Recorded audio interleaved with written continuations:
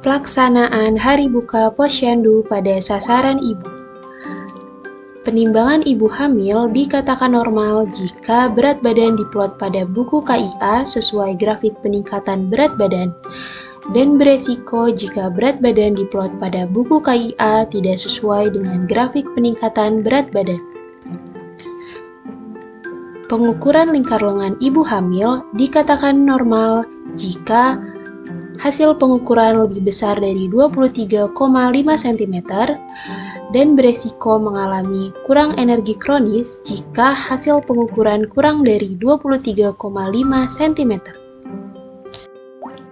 Ukuran tekanan darah dikatakan normal jika hasilnya berkisar 120 sampai 129 per 80 sampai 84 dan beresiko jika hasilnya lebih dari 130 per 85. Risiko tuberkulosis pada ibu hamil dikatakan normal jika hasil wawancara pertanyaan tanda batuk, demam, berat badan turun, kontak erat dengan pasien TBC dijawab tidak ada. Dan berisiko jika hasil wawancara terdapat 2 tanda batuk atau demam atau berat badan turun atau kontak erat dengan pasien TBC. Tindakan yang dapat dilakukan oleh kader jika hasilnya normal, yang pertama, pemberian edukasi isi piringku terhadap ibu hamil dan ibu menyusui, serta pemberian tablet tambah darah pada ibu hamil. Pemeriksaan kehamilan di Vaskes sedikitnya 6 kali, pemeriksaan ibu nifas oleh nakes sedikitnya 4 kali, kunjungan posyandu bulan berikutnya. Tindakan kader jika hasilnya beresiko, segera rujuk ke tenaga kesehatan dan informasikan ibu akan diperiksa lanjut oleh nakes. Rujukan dicatatkan dalam kartu bantu atau register posyandu dan pelaporan ke puskesmas. Pelaksanaan Hari Buka Posyandu pada sasaran bayi dan balita. Penimbangan berat badan bayi dan balita dikatakan normal jika berat badan diploting pada KMS mengikuti kurva pertumbuhan normal atau di garis hijau, dan berisiko jika berat badan pada KMS di atas garis merah tetapi bulan ini dibandingkan dengan bulan sebelumnya tidak naik adekuat, tetap, dan turun. Balita termasuk BB kurang jika BB pada KMS berada di bawah garis merah atau BGM, dan balita mengalami risiko BB lebih jika BB pada KMS berada di atas garis orange.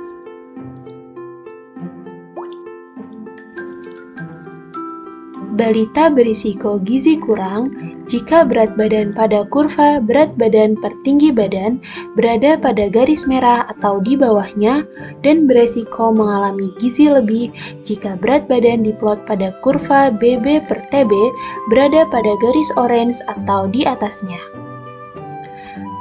Pengukuran panjang atau tinggi badan bayi dan balita dikatakan normal jika panjang atau tinggi badan balita di-floating pada kurva PB per U atau TB per U di antara garis -2 dan +2, dan dikatakan pendek atau stunting jika berada pada garis merah -2 atau di bawahnya.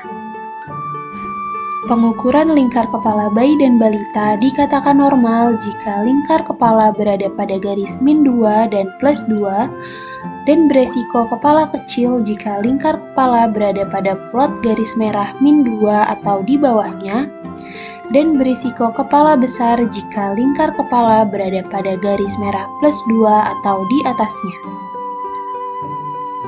Pengukuran lingkar lengan atas bayi dan balita dikatakan normal jika lingkar lengan atas di atas 12,5 cm dan beresiko jika lingkar lengan atas di bawah 12,5 cm. Perkembangan anak, jika normal, checklist perkembangan sesuai umurnya dicentang ya dengan lengkap, dan jika beresiko, checklist perkembangan sesuai umurnya dicentang salah satu tidak lengkap. Risiko tuberkulosis pada bayi dan balita dikatakan normal jika hasil wawancara pertanyaan tanda batuk, demam, berat badan turun, kontak erat dengan pasien TBC dijawab tidak ada. Dan beresiko jika hasil wawancara terdapat dua tanda batuk atau demam atau berat badan turun atau kontak erat dengan pasien TBC. Tindakan yang dilakukan oleh kader jika hasilnya normal, berikan edukasi terkait ASI dan MPASI sesuai buku KIA, melakukan kunjungan posyandu bulan berikutnya,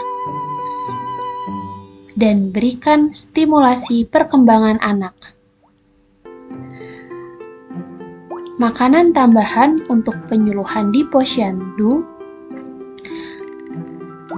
PMT penyuluhan disarankan memenuhi isi piringku. Tindakan kader jika hasilnya beresiko, segera rujuk ke tenaga kesehatan dan informasikan ibu bahwa anak akan diperiksa lebih lanjut oleh nakes. Pelaksanaan Hari Buka Posyandu pada sasaran usia sekolah dan remaja.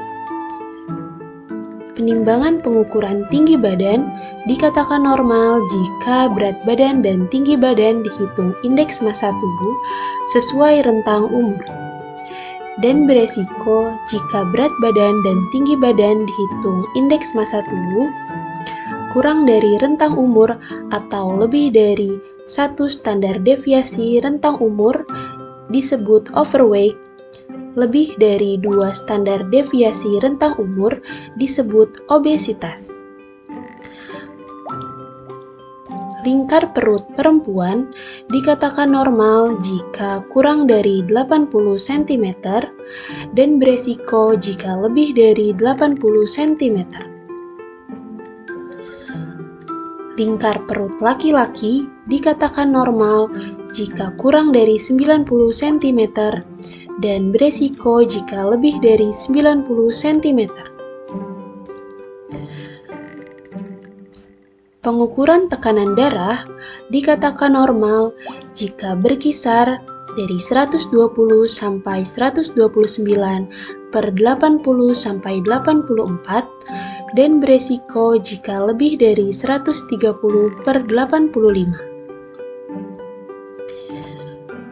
Gangguan indera penglihatan dikatakan normal jika hasil tes hitung jari minimal 3 dari 5 jawaban benar, dan beresiko jika hasil tes hitung jari lebih dari 2 jawaban salah.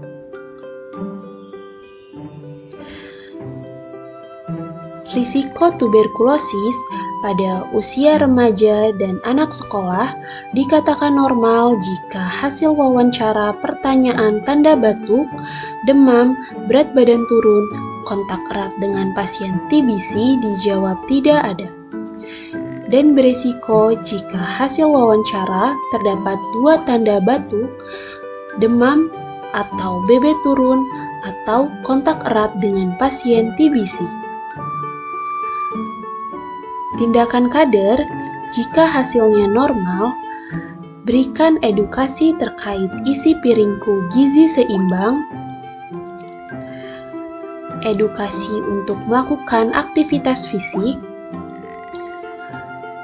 kunjungan posyandu bulan berikutnya, dan edukasi terkait perilaku hidup bersih dan sehat. Tindakan kader, jika hasilnya berisiko, segera rujuk ke tenaga kesehatan dan berikan edukasi untuk konsumsi gizi seimbang, batasi gula, garam, lemak, serta wawancara faktor risiko kesehatan.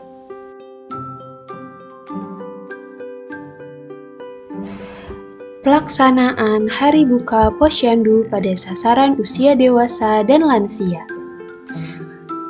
Penimbangan dan pengukuran tinggi badan dikatakan normal jika berat badan dan tinggi badan dihitung indeks massa tubuh sama dengan 18,5 sampai 25. Dan beresiko jika berat badan dan tinggi badan dihitung indeks massa tubuh kurang dari 18,5 atau lebih dari 25.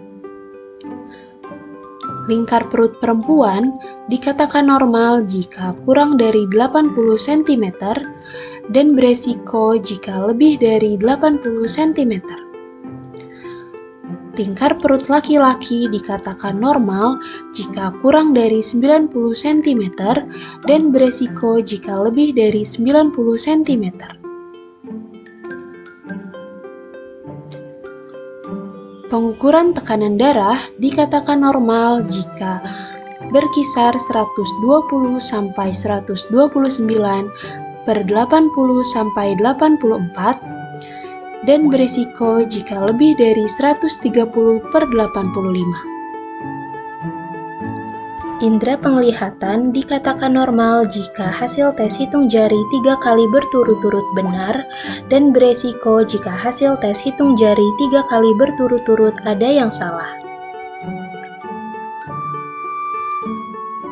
Jagalah kesehatan mata dengan membatasi waktu menggunakan elektronik seperti komputer, gadget, dan lain-lain. Indra pendengaran dikatakan normal jika tes berbisik dengan jawaban benar adalah dapat mengulang 3 atau lebih dari 4 kata.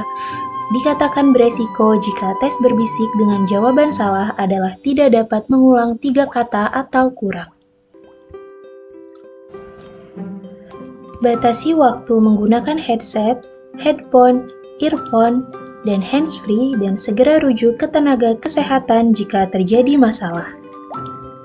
Risiko penyakit paru obstruktif kronik dikatakan normal jika hasil wawancara jenis kelamin, usia, merokok, napas pendek, dahak, batuk, riwayat spirometri, total nilai kurang dari 6. Dan berisiko jika hasil wawancara pertanyaan jenis kelamin, usia, merokok, napas pendek, dahak, batuk, riwayat spirometri, total nilai lebih dari 6. Deteksi dini keluarga berencana dikatakan normal jika menikah dan memiliki rencana KB atau menggunakan alat kontrasepsi, dan berisiko jika menikah dan tidak memiliki rencana KB atau tidak menggunakan alat kontrasepsi.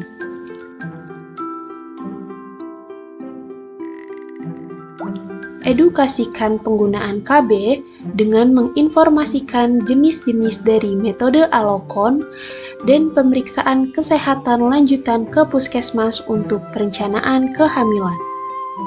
Risiko tuberkulosis dikatakan normal jika hasil wawancara pertanyaan tanda batuk, demam, berat badan turun, kontak erat dengan pasien TBC dijawab tidak ada. Dan berisiko jika hasil wawancara terdapat 2 tanda batuk atau demam atau berat badan turun atau kontak erat dengan pasien TBC.